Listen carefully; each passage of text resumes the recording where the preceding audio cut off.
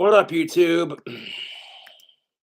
Chilling out on a Sunday, drinking some Bud Light and some Monster Energy. I got one Monster left in the fridge and no beer, so let's just get into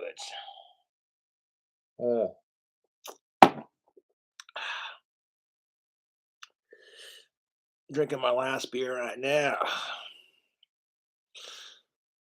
Drink combos are tasty, but this story was sent to me on Discord.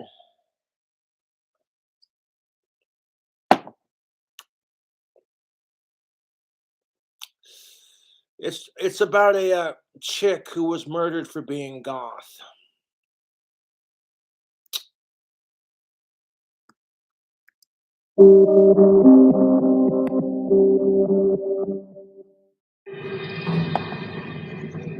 They should be the most innocent members of society, but children can be capable of the most horrific, premeditated, and violent murders. I thought That's why I'm not envious in the slightest. If you got kids, I feel sorry for you. No offense to my former female classmates. Y'all doing your thing, I'm doing my thing, but kids are assholes. You ever stop and wonder and think that the adults who hate on goths, do you think kids aren't picking up on that? And then how do you think homophobia, racism, and sexism start?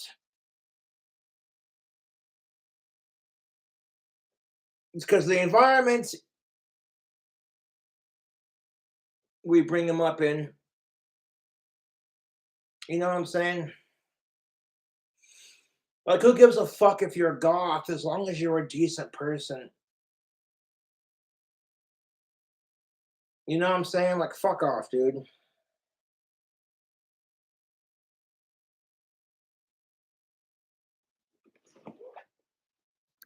they are so sadistic what they do to my son. Evil. Just pure evil. What drives these children to kill strangers, their family, even their closest friends? I have completely blocked him out of my life. I've pretended like he has died along with Ellie. With access to police officers and their evidence. Charging a 16-year-old with murder is heartbreaking. Because Don't do it. You're only 16 years old. You got your whole fucking life ahead of you, man. It's not worth it. You know what I'm saying, YouTube? Like, your whole life is not gone down the toilet. And for what? Because you were pissed off at some goth chick? It's fucking sad, YouTube. This shit happened in the UK, the United Kingdom. I recognize the accent.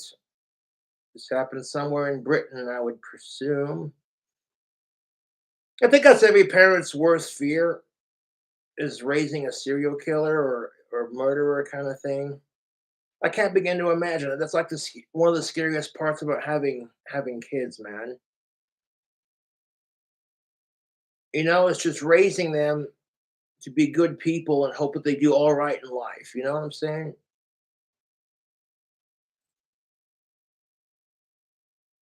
Ugh, this documentary is like 43 minutes long. Ugh. I don't got enough beer for this. Ugh. are children, they are kids. And the insight of a leading criminologist. When you render your victim less human, it's much easier for you to be able to attack and kill them. We ask if Yeah, this is nothing new. Goths have been getting picked on since the whole goth thing started.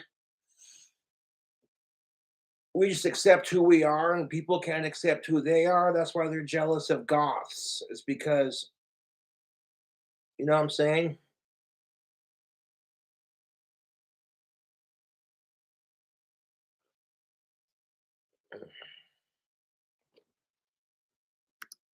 victims of their environment, or are they born evil?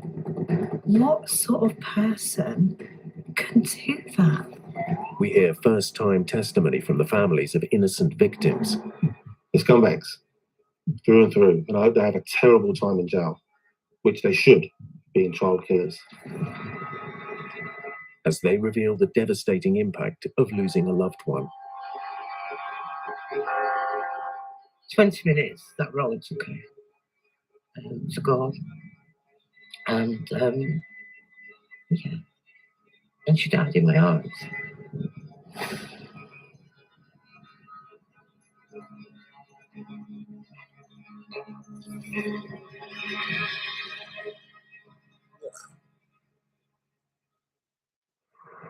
In the early hours of the 11th of August 2007, Lancashire Ambulance. I'm literally hyped up on 2 green monsters and like 6 beers. And watching this crap, it's depressing. But you can't change it, man. You can't change how fucked off the world really is. It's sad, man. It really is.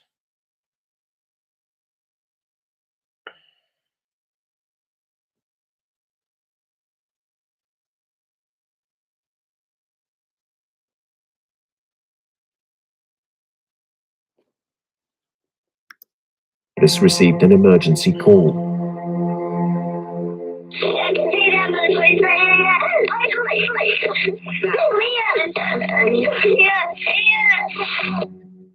The girl who dialed 999 was risking her life because she was witnessing her own friends beat, kick, and stamp on 2 innocent victims. You know, she trained them out both sides of her face. Her ears, massive. They were black and yellow and running with pus. And they'd obviously ripped a big chunk of her head out. The paramedics who attended couldn't actually make out the gender of both victims, particularly Sophie, because of the level of swelling, the bleeding. 20-year-old Sophie Lancaster and her boyfriend Rob Maltby were walking home from a night out when they were set upon by a gang of teenagers. Even if you despise somebody, how can you do that to somebody? You know? You just can't comprehend it. Sophie and Rob were targeted because they were goths. When people Ugh, for fuck's sake. Shout out to Shoe on Head. Keep doing your thing, girl. That's what's up. But 2 20-year-olds walking back from some nightclub were targeted by a bunch of shithead cocksucking cunt teenagers because they were goth. Like, I can't even fathom that. It'd be different if they were sick fucks. You know what I'm saying? But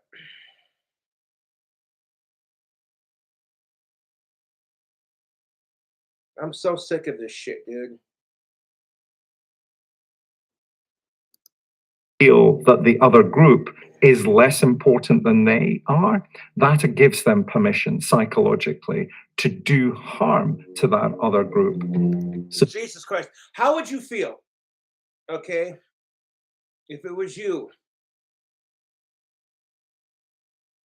You know what I'm saying? Someone didn't like you just because they don't like you. Not because of who you are as a person, just because they don't like you. Who justifies that? Nobody.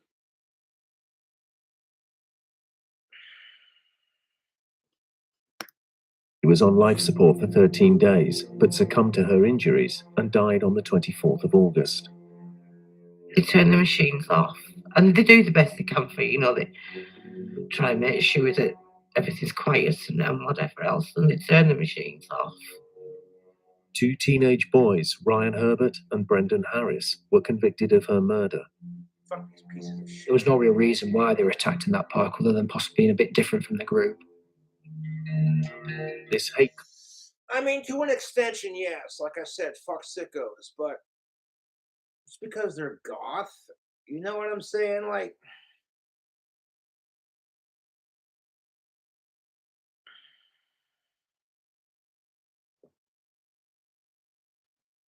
goths have always been picked on. You know what I'm saying? Like, oh, look, it's the one goth kid. Ooh.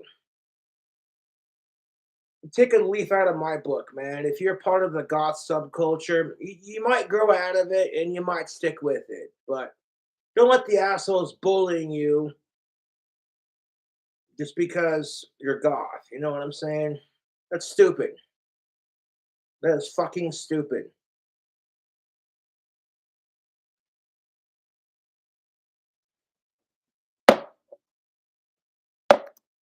Sent shockwaves around the world. I don't think you'll ever be happy with whatever sentence they get. You know, is it a life for life? I think so. Sophie Lancaster was born and grew up in the Rossendale Valley near the town of Bacup, north of Manchester. Our Sophie was always quite a complex baby. She was quite a complex little girl. She Well, you can't call it Manchester. That's sexist. They want to call it People Chester now. Can you believe this shit? Separate issue completely. You have an English town that's been called Manchester for the last 400 fucking plus years because some females are so insecure with their own goddamn identity as females, they're visibly triggered by the town's name. And it's like, okay, I'm all for ending sexism and racism and having gender equality, but calling it People Chester because you feel insecure about the sexist undertone of it, it's a bit much, man. That's all I'm saying. But even if it was called Woman Chester, I'd still feel the same way, dude. You know what I'm saying? She liked to spend time on her own even when she was a baby, actually, when I look back on it now. And then she became quite clingy at one stage, as they all do. She was a combination of, you know, one day she'd be really quite chirpy and out there, and then the next day she'd be really quite quiet and quite introverted, really. And even as she was growing up, you know, going to primary school, she was still the same. And really strong-willed, actually. It was clear from an early age that Sophie was very independent. She didn't have many friends at school, I have to be honest, because I think the difference with Sophie was she was intelligent, and she didn't seem to suffer fools gladly, let's put it that way. She was quiet when she was at school, and she certainly was not a sporty child, let me put it that way. She'd sit just and read a book. Goth stereotypes be like, ugh. And she enjoyed her own space, actually. Sophie's individuality really came to the fore after spending a summer with a friend. Yeah, it started when she was about 12. She'd gone to a friend's house for the school holidays and refused to come home. So she stayed there for 6 weeks. And yeah, and I remember her, you know, coming home, and I was stood washing up, and she came in the back way. And I looked at her and I thought, oh my Lord, look at this. She dyed her hair and Killing someone because they're goth. Not sure, but I sure hate you don't have it. she came in, you know, looking quite cool, really. And I looked at her and I thought, wow, that's amazing. She's obviously becoming to be who she should be. All teenagers want to belong. They want to have a place within the world. And That's the same for adults, man. Once you're a teenager, you never really grow out of that. Adults want a place to belong. They want to find their place in society and fit in. Otherwise, you wouldn't have gangs and churches and shit like that. I mean, for fuck's sake. like sponges. They soak up things that they think are important to them, and they look out for like-minded people that they can also join with. It gives them a sense of social identity. The largest town in the Rossendale Valley, just a few miles from where Sophie grew up, is Bacup. Bacup is a beautiful place. it's surrounded by the most amazing hills, countryside, lovely walks. The town centre has been described as one of the best preserved town centres by the English Heritage because the buildings are just stunning and they're also totally unique. But the former cotton mill town also struggled with an undercurrent of intolerance and violent behaviour. Antisocial behaviour was a big issue back in those days. It would be top of the agenda for people complaining about problems happening, not just in the town centre, but out in the park as well.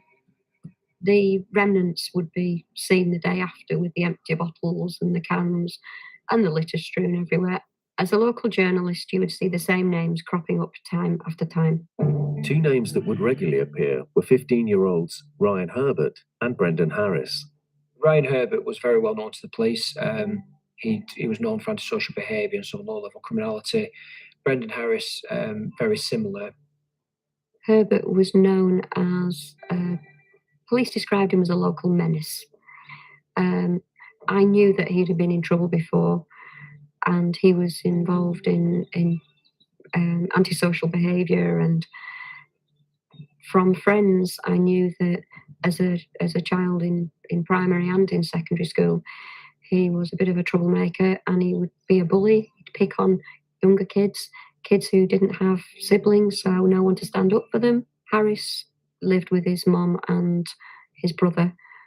I've subsequently been told that he would be taken to the pub with his mum and brother, young and older brother, and when from quite a young age at the local youth clubs. I know he certainly was quite aggressive. He could get into fights. By August 2007, police were aware of 3 separate incidents of battery, actual bodily harm, and threatening behaviour by Herbert. The most recent of these assaults also included Harris. 4 months before the attack, both Herbert and Harris had been involved in an incident when a boy was chased and kicked and stamped on. And that attack was in the early hours of the morning, and it was only stopped because the lad's mum intervened. Herbert and Harris were arrested and convicted for the attack and were placed under the supervision of the youth offending team. That was why they were before the youth court, and that was why they were subject to youth referral orders. So they had history. It was against this backdrop of youth offending and violence in Baker that Sophie Lancaster was making new friends. I first met Sophie in 2001. We were in an amateur dramatics play together, and then we didn't see each other for a few years until we all joined the same friendship group when we were teenagers. We'd both evolved in our appearance, and our personalities were starting to show. And in our small area in the Rosendale Valley, it's not a huge place, so anybody that's a little bit alternative, we all came together. It's tribal. Everybody, you want to be part of a tribe, don't you? It's a natural thing. Everybody clans together, and when you are outwardly as alternative as we were, it's natural, and it's safety in numbers. This is all about how we establish our identity, our social identity. We tend to seek out those people that we think have similar tastes in clothing, similar tastes in music, similar tastes in culture, similar tastes in sport. We seek those people out, and we see that group of people as forming our culture, and that culture becomes stronger and stronger. But in Baker, standing out from the crowd, and you can't spell culture without the word cult. carried risks. We were outside a takeaway, and these lads came over, and I had a headband on and sang happy birthday because my friends thought that was funny. And this lad came right over into my face and he was flicking it and flicking it. What do you look like? Things like that. So I said, just clear off, we're just waiting for a takeaway. And he told me to shut up, and I didn't. I said, just leave us. So he punched me a few times, black eye, bust lip, cheek out there. So Sophie and her friends would find places to congregate away from troublemakers. It sounds cliched, but there was a the graveyard that we used to hang out at, and we were safe up there because people don't really tend to hang out in graveyards, and we never did anything wrong. We just sat there and played music and chatted. And Sophie found love when she met Rob Maltby. It was like two souls had found each other when they met. She just relaxed. She'd found her love. Wait. His last name was Morgby, and they're both goth. Oh, come on. That's good. That's funny. Irony, because goths are all about. Okay, stop. Loved her, and she loved, and yeah, the two souls. I think they'd known each other before, and they just re-met again. By now, Sophie was also considering her future. Her love of reading led her to decide to study English at a further education college. Oh, she was looking forward to it, yeah. And that was nice to see, because at one stage... Brain HQ is a brain training program with online exercises that target core cognitive skills, like attention. She would have been quite, a bit scared of that, new things, new people. But no, it was nice to see that actually she was up for it and she was ready to embrace it, actually. So that was good. That was good. After completing her A-levels, Sophie decided to move in with Rob. Started to live together in Bacup, not far from here. I think she would then have been 18, 19. As much as I dislike Christians, man, you don't see me doing shit like this. Like, Jesus fucking Christ.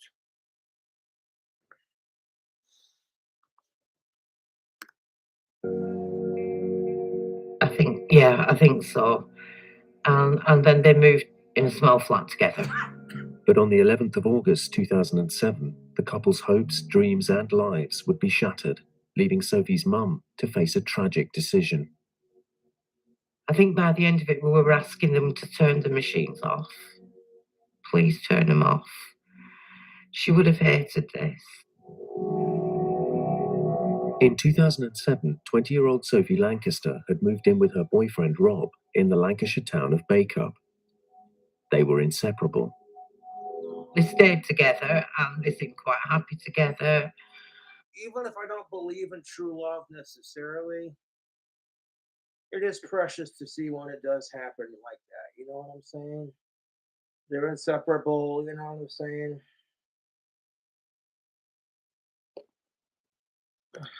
And, they'd come to me every weekend and they were quite chirpy together. So I think they had arguments. And I think her, Sophie, in fairness, wore the pants in that relationship. Let's put it that way.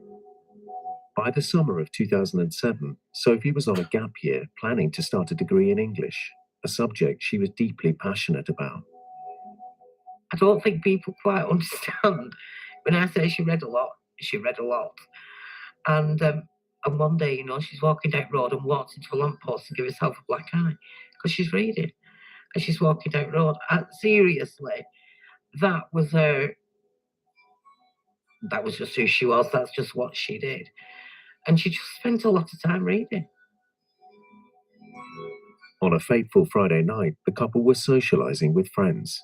So on Friday, the 10th of August, Sophie and Robert had gone. Wait, you're telling me the goths can be social? No. Sorry, I have to be a little sarcastic with this. This is very depressing to watch. This was shared on the Courtney Knight Discord. Sucks Discord. And they're at King Cobra JFS. What do you think of this? And I'm like, they're making for a really good video response. Honestly, I think this is fucked. Like, even if this didn't happen to someone like in my community, I'd still be a bit upset by it. Like, you know what I'm saying? As long as you ain't a sick fuck, who gives a shit? You know what I'm saying? Like, what the fuck gives someone the right to do this shit? Oh, you're goth. I don't like the way you dress or look or act, so I'm gonna stomp your fucking face in. What the fuck, dude?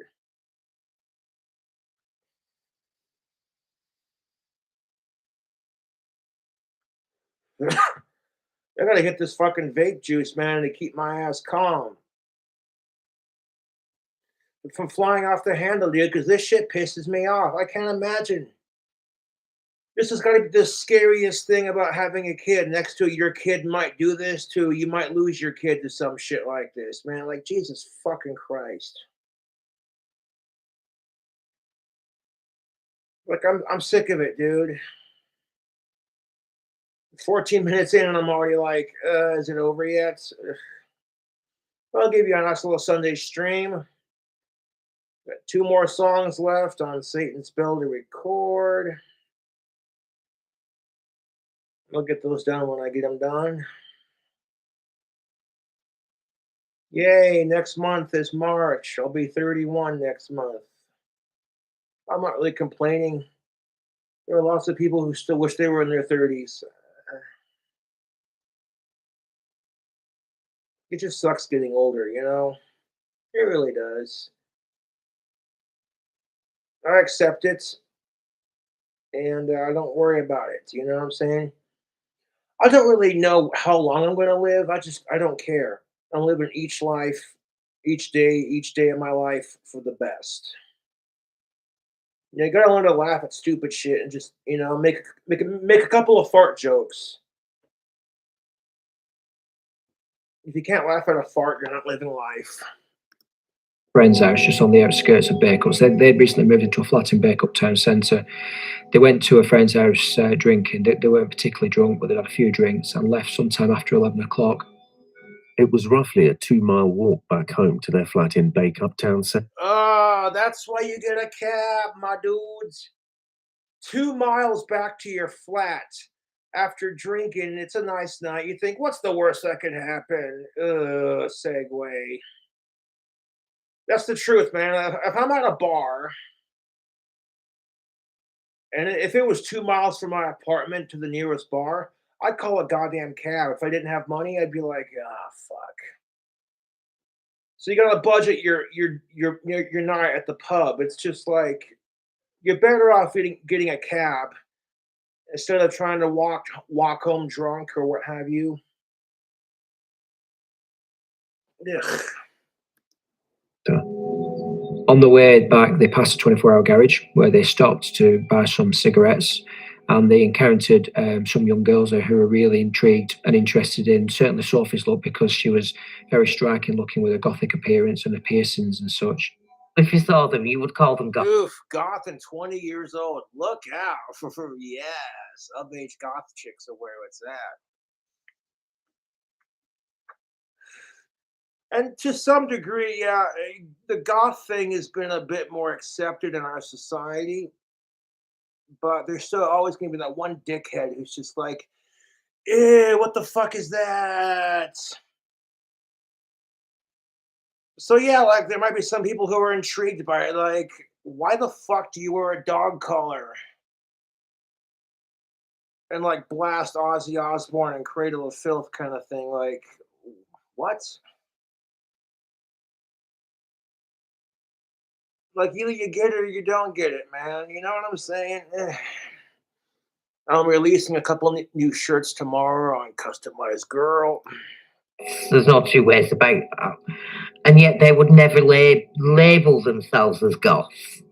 They were always individuals. Most goths don't go projecting themselves as, I'm goth, look at me. You know what I'm saying?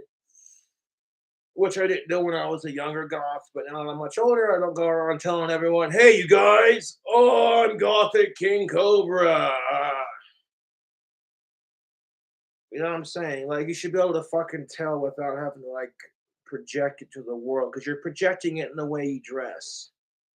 But just because someone dresses in all black doesn't mean they're goth. Maybe that's just their thing, you know what I'm saying? The girls convinced Sophie and Rob to join them for a drink in nearby Stubby Lee Park. Stubby Lee Park is beautiful. It is an amazing place, but it was symptomatic of the. Now, I might be visiting England, London specifically next year with my dad. Me and my dad have been planning this trip. I'm gonna go see Big Ben in person. That should be pretty freaking sweet. So yeah, if you see me in London next year and you're a fan of the videos, don't be shy to come up and talk to me and take a photo or ask for an autograph, dude. I'm very cool with meeting my fans. As long as they're cool, you know what I'm saying? Like, it's weird when you get a person who's starstruck by you. That took some adjusting to get used to because I wasn't used to it when it first happened, man. I really wasn't. I was just like, what? I'm famous? No. Because to me, Ozzy Osbourne's famous. I'm just another YouTuber. You know what I'm saying? YouTube. That the town centre was having, and of course was a good place to congregate in the park. You were away from public view to a degree. It was quiet. So they're already a little drunk, tipsy, whatever.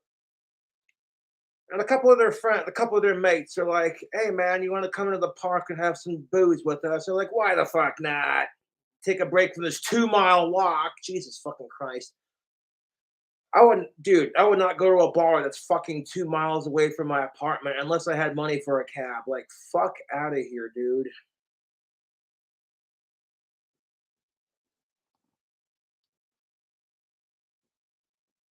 Ugh. You could get up to whatever you wanted to. Nobody really disturbed you. On this warm summer night, there were dozens of other teenagers in the park, including Ryan Herbert, Brendan Harris, and a large group of their friends. They had consumed an awful lot of alcohol. This is why alcohol gets a bad. Of course, they were drunk. The fucking assholes who killed this goth chick were super drunk off their ass and just looking to start trouble. This is precisely why I do not like drinking at a bar anymore or as much. And I prefer to drink at home or at a friend's house. I know how I get when I drink, but I don't know how the asshole next to me gets when he gets drunk. Is he going to look at me all funny like, who the fuck are you? Like, dude, I don't fucking know you. What the fuck's your deal? They're either that aggressive drunk who just has to fight everybody, or they're fucking overly emotional, or they're a smart ass about everything. I'm like the third one. I like to, you know what I'm saying? I turn into a smart ass when I drink. I'm a funny motherfucker when I drink, dude. But no, I like to make people laugh and tell jokes and do voice impressions, and it gets worse when I drink. I'll be at my local pub or bar, if you want to call it that, which they're called bars in the States. But when I'm at my local bar having a drink, YouTube, when I step outside for a cigarette, they see this big looking goth dude, and if they don't recognize who I am, it's cool. I really don't care. I don't go around telling everybody, "Hey, I'm King Cobra JFS." You know, no, dude. I try to be humble and downplay the whole YouTuber thing. You know, if people recognize me, cool. If not, I don't care, to be honest. But nothing is quite like the icebreaker when you bust out a SpongeBob voice. They don't see it coming. It's just, "Lovely night we're having.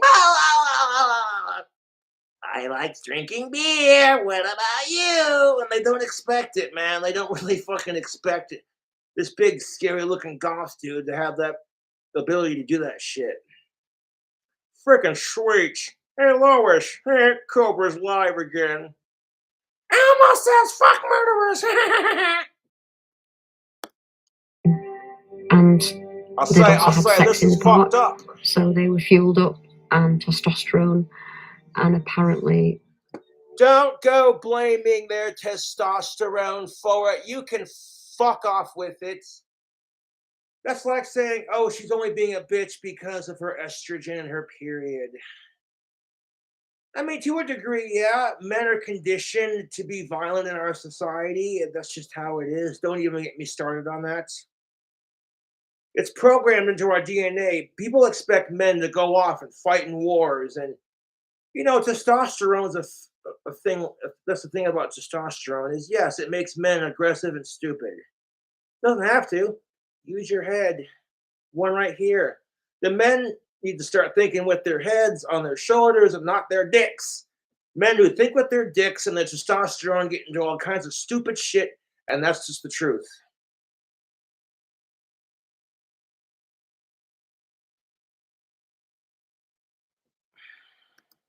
Herbert on alcohol was not a good mix, from what I've been told.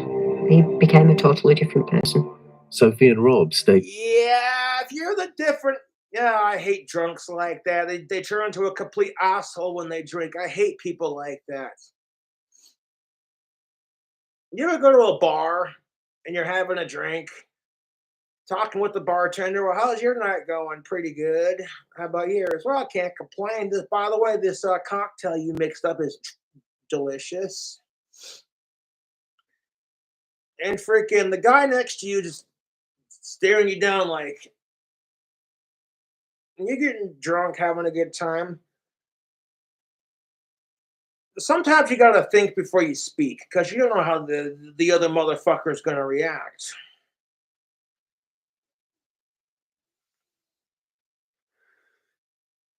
And if the guy gets aggressive with you, you know what I'm saying, fellas? It's not about who's got the bigger dick, who's got the bigger muscles. That's the thing about guys, is that whenever another man challenges them, they immediately feel like, oh, I have to be tougher. I'll show him her. And that doesn't solve anything, doesn't solve shit. Okay? Stop thinking with your testosterone, stop thinking with your dick. Okay, just stop it. Fucking stop it.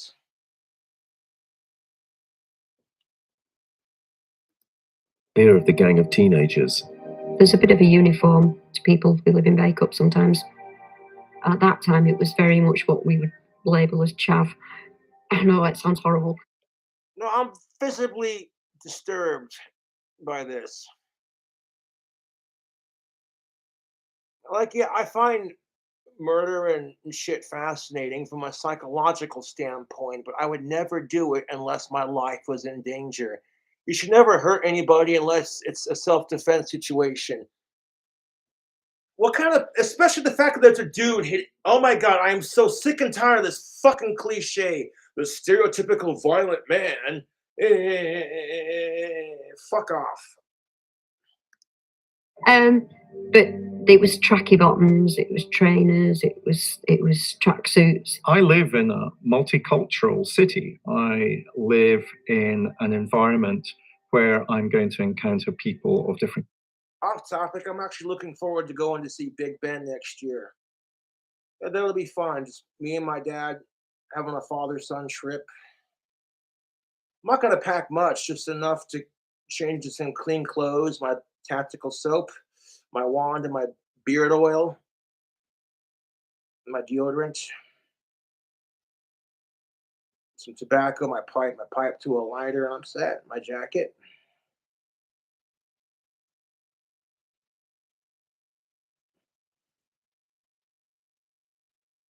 I'm sorry, I don't mean to be off topic and spurg, but every time when someone mentions London, the first thing I think is Big Ben.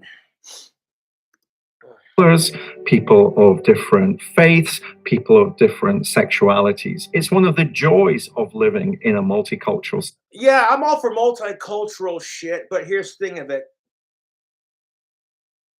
I'm aware of the fact that we're experiencing a sexual revolution. People are discovering whether or not they're gay, straight, trans, all that shit. As long as you ain't a sick fuck, who cares? We have to draw the line there. Draw the line at being transracial and being a sick fuck and identifying as a goddamn tree. That shit's fucking mental. Or identifying as a goddamn poop emoji. I was like, what? Because apparently you can identify as a fucking cell phone emoji. And I'm just like, what the fuck is this?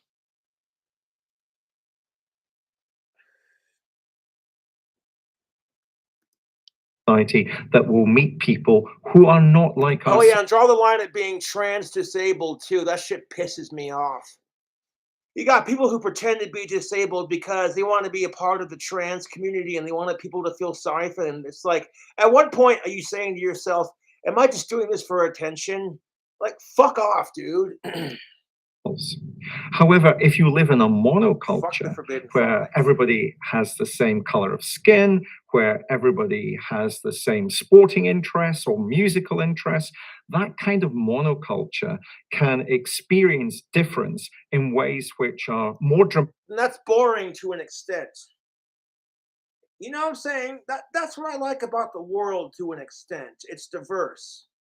Not everyone's the same. We all have different cultures, different taste in music, food, sports, etc.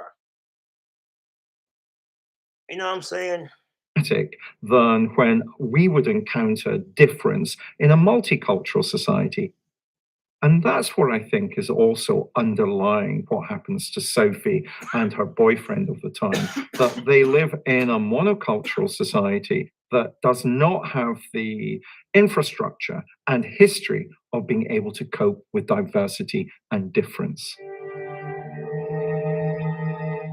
Unfortunately, when Sophie and Rob walked into the park, they soon attracted the attention of Herbert, Harris, and the rest of the group. A lot of witnesses talk about it being a really good atmosphere, really friendly atmosphere. Does anyone ever stop and think, how would it feel if it happened to me? Like, these Herbert and Harris fucks. Fuck them. Dude, I hope they get gang raped in prison for what they did to this poor girl and her boyfriend, dude. Could you imagine, though, YouTube? Someone you loved and cared about being murdered in broad daylight or in the dark of night just because someone didn't like the way they looked or dressed. Who does this shit? No fucking society's mental anymore, and it's just like, you know what I'm saying? I love to have a beer and drink every now and then, but drinking is not going to make me have a smoking hot of-age goth girlfriend that's cisgendered, alive, and not related. Having a drink is not going to make our society any less stupider. You know what I'm saying? It just takes the edge off. Like when you get a nasty burn on your leg and you're just like, well, here comes the ice pack. Aha! People genuinely being intrigued by Sophie and Rob's appearance. But then things turn sinister when a member of the group stepped forward, probably being goaded by another group member, and started to punch Rob. A gang of boys led by Ryan Herbert attacked Sophie's boyfriend. He was beaten and Shopping can be so time consuming and stressful. Kicked to the floor. The only way you can explain the level of violence is to understand that there was an audience to this violence. If there are lots of people viewing the violence, that tends to encourage more violence than you would see if an audience. Dude, if I would have seen this show, I would have kicked their fucking asses. Even if I would have been outnumbered like 3-1, my knife would have been coming out. Motherfuckers would have been getting fucked up, dude. Now, whatever happened to that? And that's the problem with our societies. No one wants to get involved with bullying and shit like this because they might get attacked too. And then that's why people do shit like this, because no one's challenging them. These fuckers probably had a difficult home life or some shit, so they take it out on other people. That is classic psychology 101.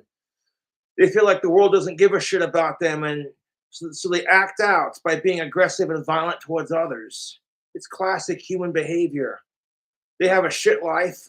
They can't control it, so they take it out on others. This is why we have internet trolls.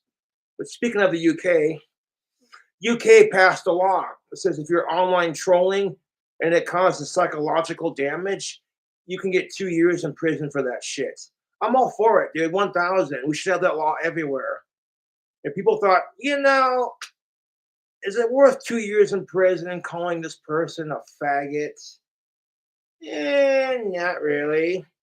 If we had laws like that in place, you wouldn't see. And people want to throw big old fits like, oh my God, you're such an overly sensitive snowflake. You know, when you get harassed and bullied like certain people do on the internet, you wouldn't be saying that. And people deal with trolls on different levels. You know what I'm saying? I quite honestly don't care if they pass that here in the States or not. I laugh at my trolls, dude. I really do. I'm releasing a new shirt that says Kiss My Asperger's. And if Customized Girl approves it, fucking sweet. Wasn't present.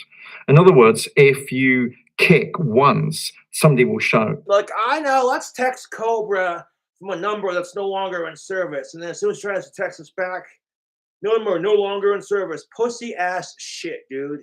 I own my trolls. Do it again, it will escalate very quickly because the norms of the group permit more violence to be used than is necessary. And like, could you imagine what this poor chick's thinking to herself? Like, she's outnumbered 3 dudes to 1, watching her boyfriend get his fucking ass kicked. Like, you know what I'm saying? I would have been like, where are the police at? An officer, officer, my goth partner is being assaulted. Eh. Terms of subduing the victim, of attacking the victim. The gang stopped kicking Rob and retreated, leaving Sophie trying to help him. And it's a strange one, that, you know, because you think, oh my God, you know, how brave was she? But why the hell did she run? And even to this day, you know, I often think about that. Why didn't she run? Because the gang returned. Because true love will make you do some crazy shit. I'll tell you that right now. Sophie didn't see them sprinting back towards her, and she was unaware as one of them jumped into the air and drop-kicked her in the back. What the fuck, dude? The beating she would now receive from Herbert and Harris was unimaginable. The other context is othering. The violence that you see in this is because the group that attacks Sophie and her boyfriend have othered them. They are seen, in other words, by the group that's doing the attacking as being less than human than the group who's attacking. And therefore that gives them permission to continue the attack. No, it fucking doesn't. Just because these fucking assholes see themselves as above these goth couple, it doesn't mean shit. It means they're... God damn it, I hate these fucking assholes. Absolves them of any responsibility for the violence that they are using. The individual involved used extreme violence, and anybody who witnessed that, one, would have been traumatized, I think, and frightened, and secondly, probably very frightened about saying anything against those individuals for fear of reprisals. But as the attack continued, one member of the gang found the courage to get help and dialed 999. I can see that on the place right here.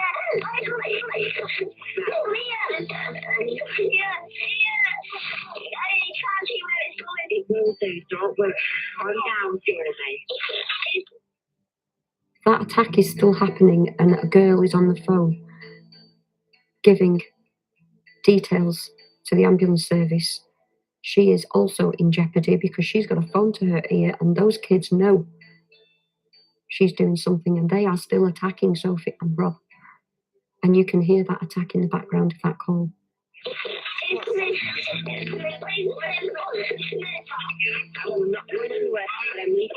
down.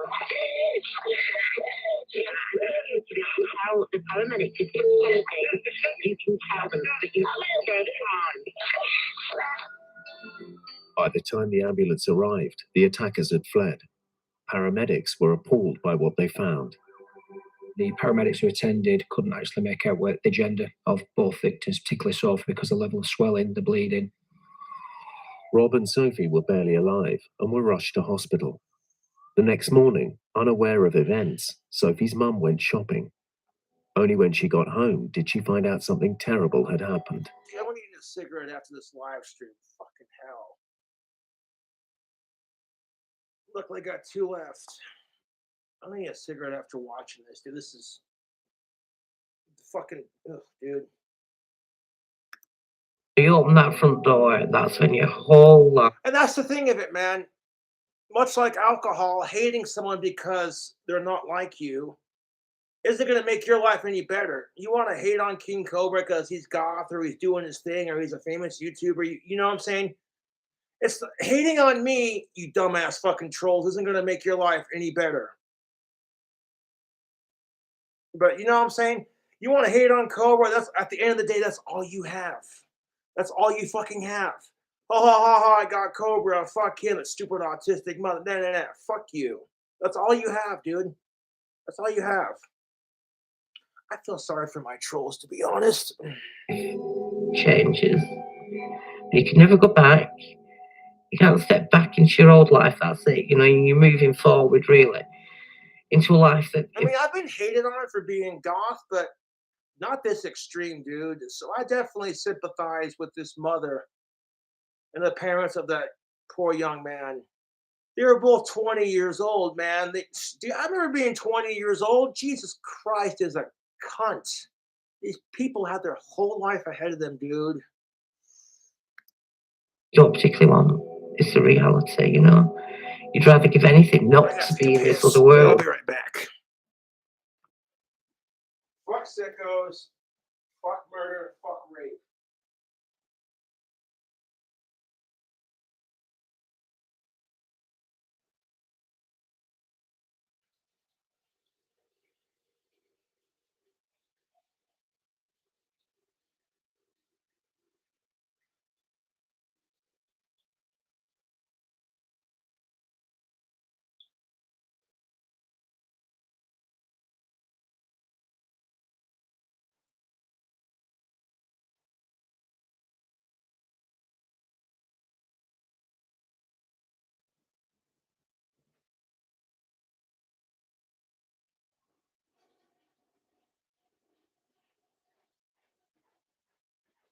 I'll grab a glass of water. I'll be right back. I'm saving that monster for the morning when I need to wake up and get some caffeine going.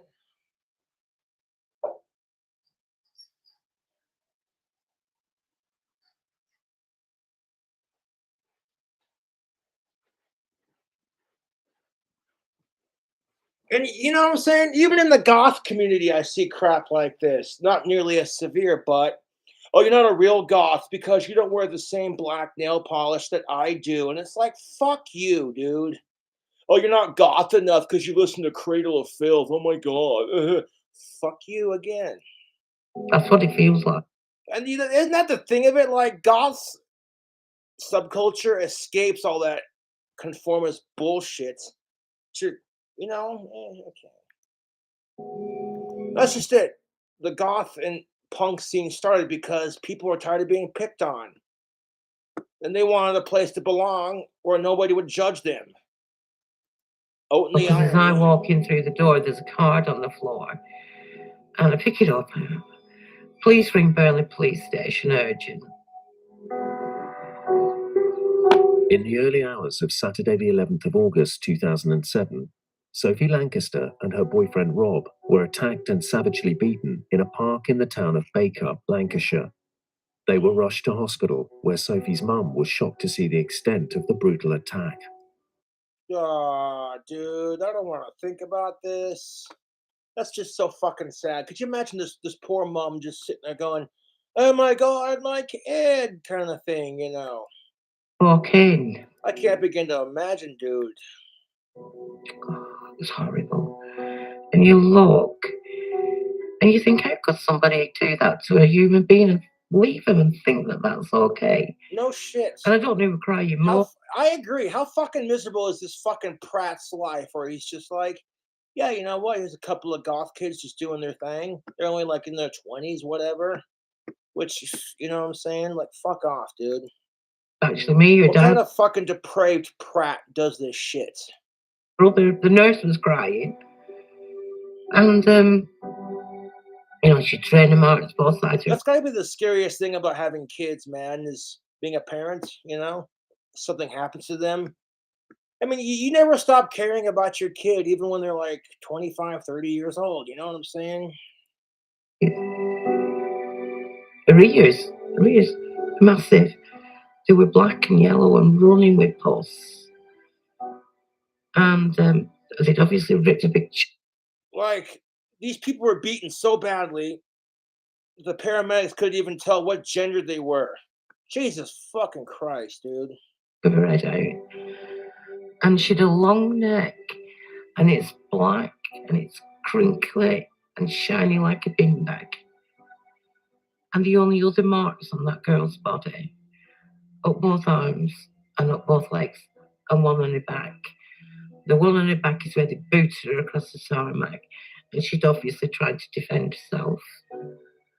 But everything was on her face. Everything on her face, on her head. And I've never seen anybody who's been beaten up. It was shocking, really, really, really shocking.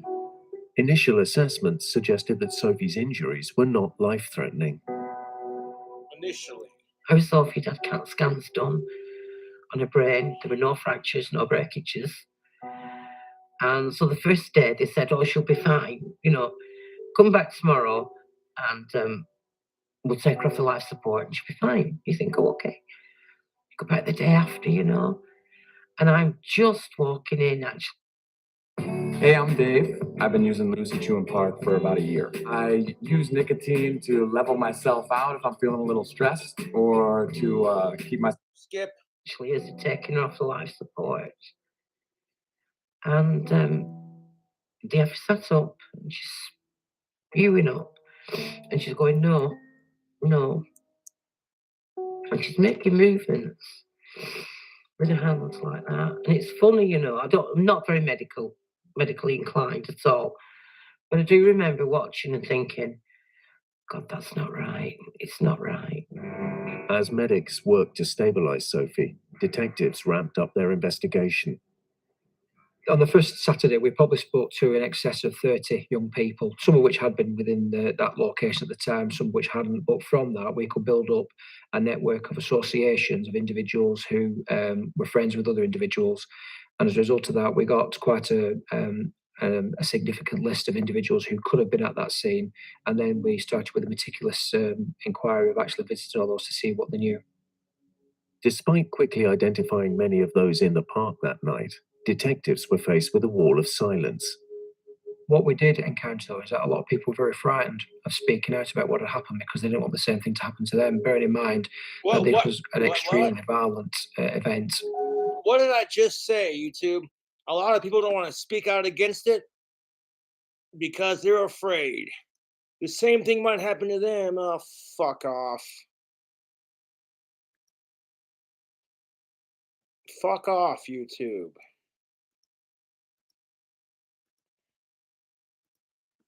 I'll make a shirt on my customized girl that says stop goth hate. It's the truth. That's honestly how I feel at this point. People were talking to the editor of the local newspaper.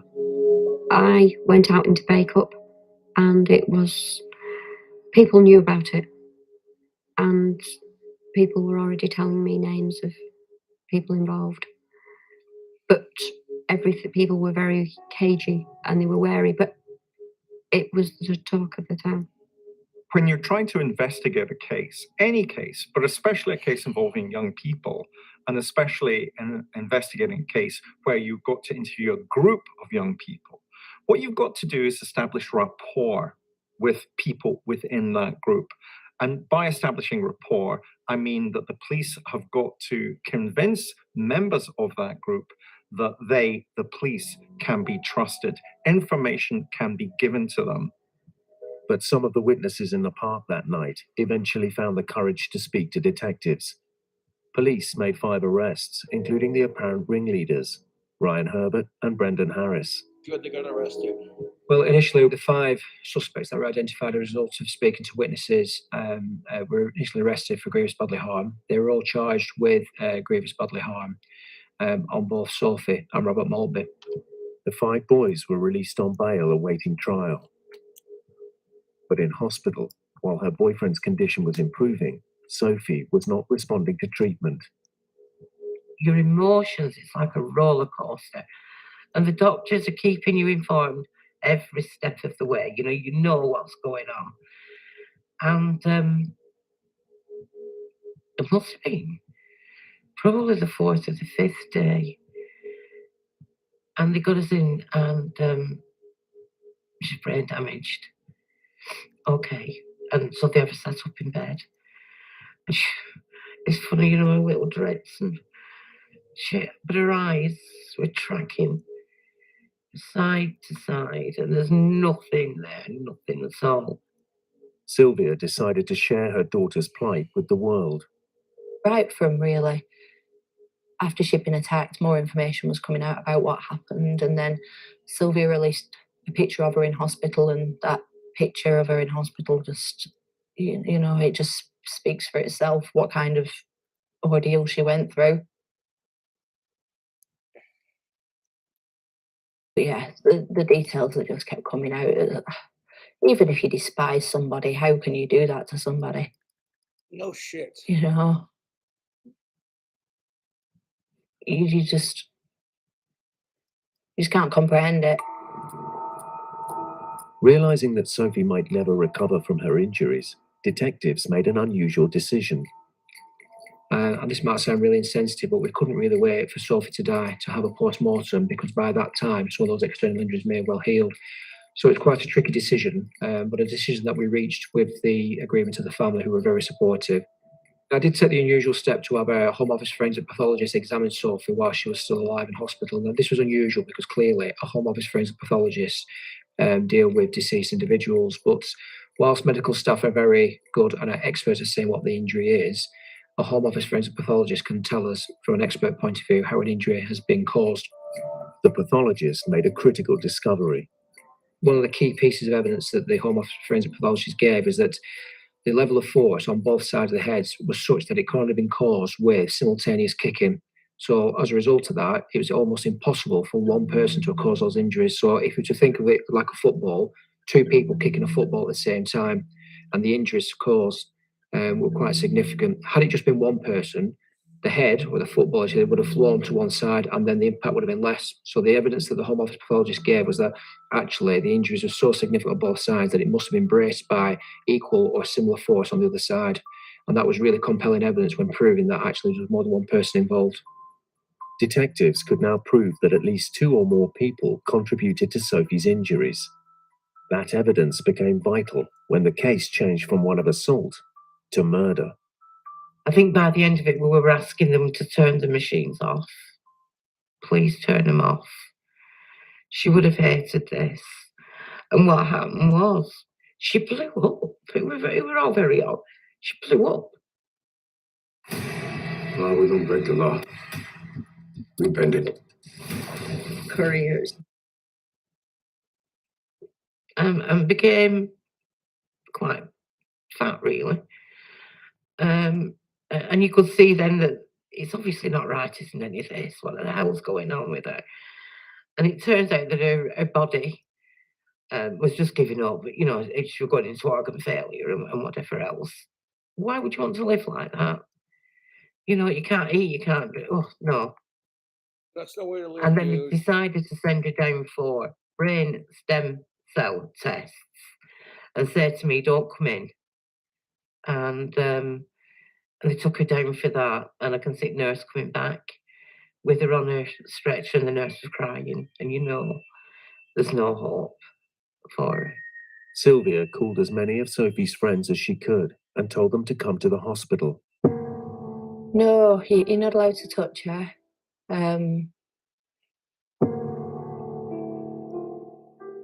You can't touch her at all. I didn't speak to her till we were going. But we were all just sat there talking about happier times, you know, just, oh, remember when, you know, remember when this happened, or if you know that. But yeah, I didn't speak to her till the end, and that was just to say goodbye. Because I can't begin to imagine. You know, there's nothing else you can say. They turn the machines off, and they do the best they can for you. You know, they try and make sure that everything's quiet and whatever else, and they turn the machines off. A joint decision. There were no point in keeping those machines on. No point whatsoever. And yeah, they turned them off. 20 minutes, that were all it took her to go. And yeah, and she died in my arms.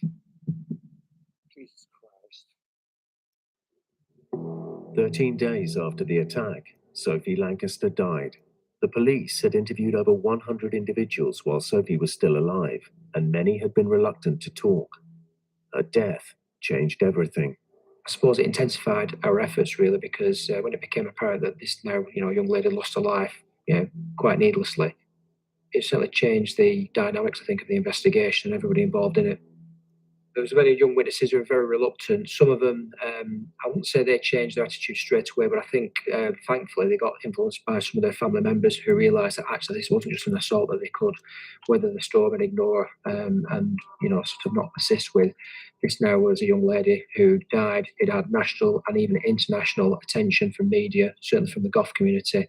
And I think that influenced many family members to then put pressure, for want of a better term, on some other young family members who'd witnessed it to come forward and give us evidence. I often say that when you're investigating cases like this, it's like shaking a tree.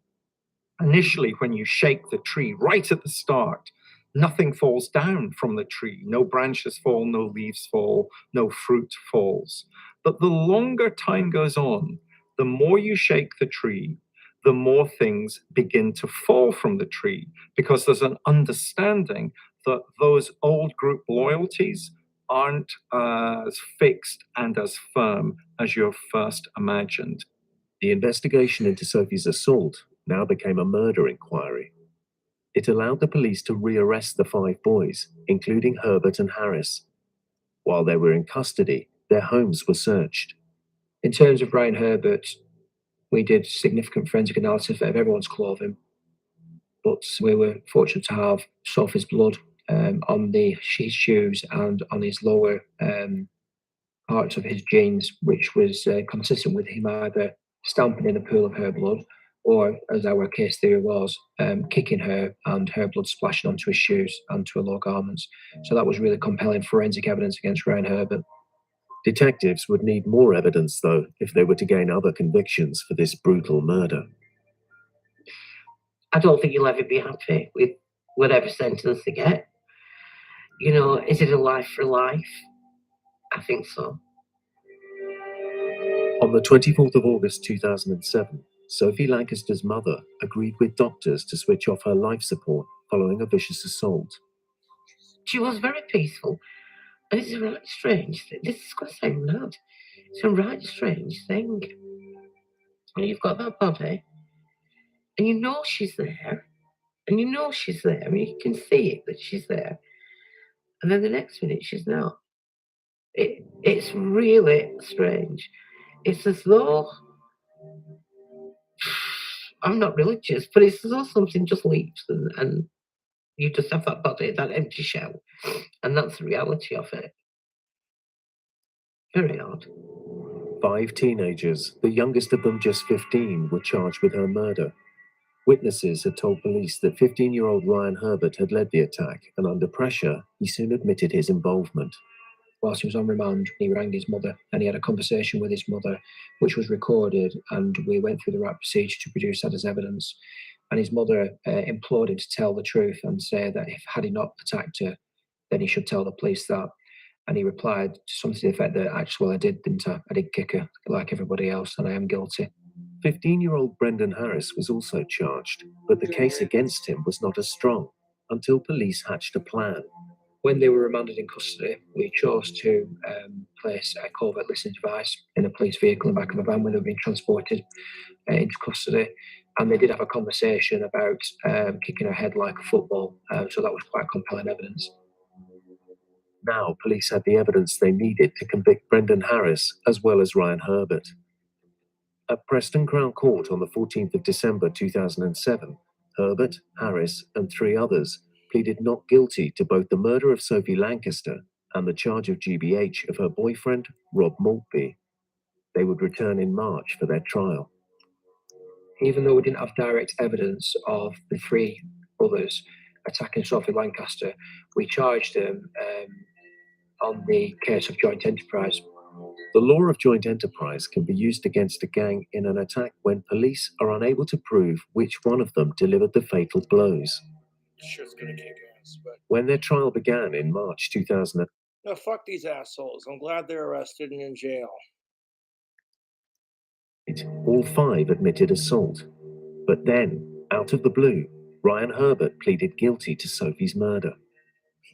When Ryan Herbert pleaded guilty on the first day of the trial, ironically, that diluted our case of joint enterprise, and the defence for the other 3 defendants were very keen to say, no, this is 2 incidents.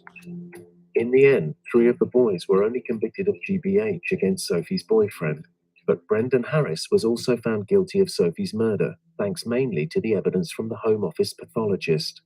Herbert pleaded guilty to the murder, so Brendan Harris tried to say it was all him. Well, what nailed him was the fact that the pathologist said it's impossible for one person to have caused those injuries.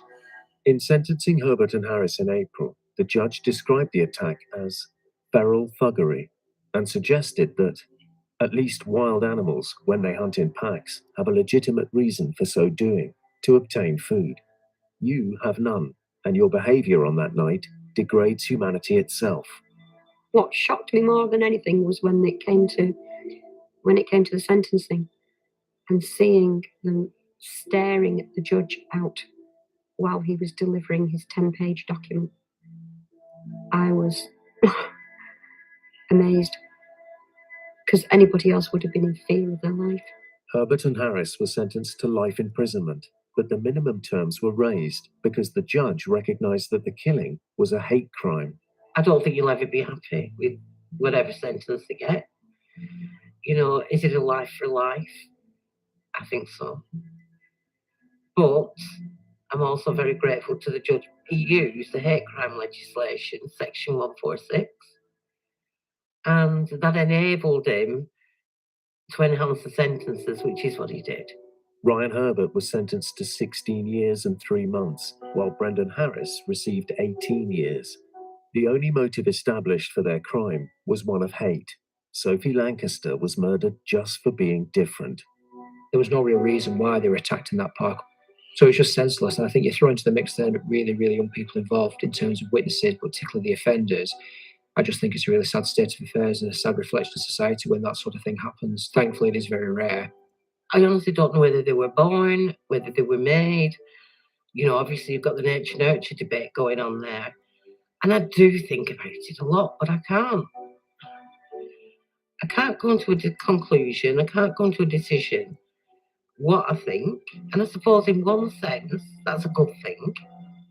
Why would I want to be able to get into their mindset? It's reality.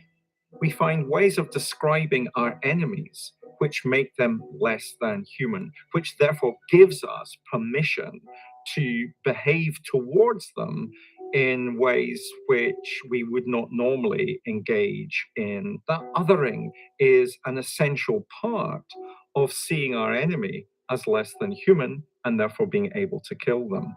So it's about choices at the end of the day. And, Brendan Harris and Ryan Herbert that night had a choice to walk away, intervene and stop it, or behave in a far better way, and they didn't.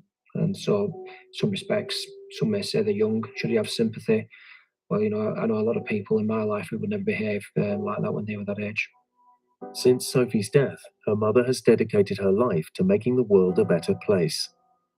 You think about things, obviously, because unfortunately, it gives you a platform to work from. Now, you can either go with where your heart is, or you can stop at home and just sit on couch and veg. Now, to me, I always wanted to be in schools talking to young people. I decided in my wisdom, when I look back now, I think you must have been bonkers, you. I'm going to start a charity up. No way about it. We used our Sophie's name. She won't mind. Well, she was never meant to die at that stage of game, so that's okay. So my friend actually came up with a strap line, and it's stamp out prejudice, hatred and intolerance everywhere. In 2013, Greater Manchester Police became the first to monitor and record hate crimes and incidents against people from alternative subcultures. Many other forces have followed suit. It took them that long to do it? Police forces have adapted the hate crime legislation, and the world is different. Nobody is the same with the same likes and interests. So why be afraid of difference? There's nothing scary about it. The only scary thing is that you don't know and you don't understand. But get to know different people, get to find out a bit about them, because there's a hell of a lot more in common that you have with people than different. In 2014, Sylvia was awarded an OBE. A credit to her mum, to have that foresight and that strength and that drive and determination, to not just sit in a corner and be, crumble at what's happened, to have that strength. And I don't give a fuck if they're a goth, emo scene. Just stop the hatred on people who live an alternative lifestyle. You know what I'm saying? As long as you're in a sicko, who gives a shit, dude? All the communities come together, all of the alternative communities, and it's all one. It's such a strong movement. And 13 years later, you know, we still know who she is, but she's still changing the world. You know, it's some fate. Sylvia Lancaster continues to forge a legacy for her daughter. Oh, I've no intentions of stopping, actually. No, I will carry on until I drop dead, really. And as long as I can keep getting that message out there and people will listen, that's where I'll be.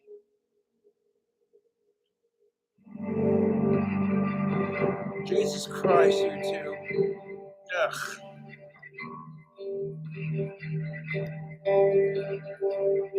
I'm so. This is so fucked.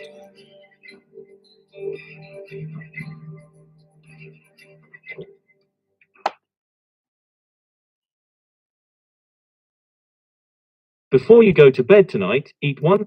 Yeah. Anyways, tubes, I'll check back at you on another stream.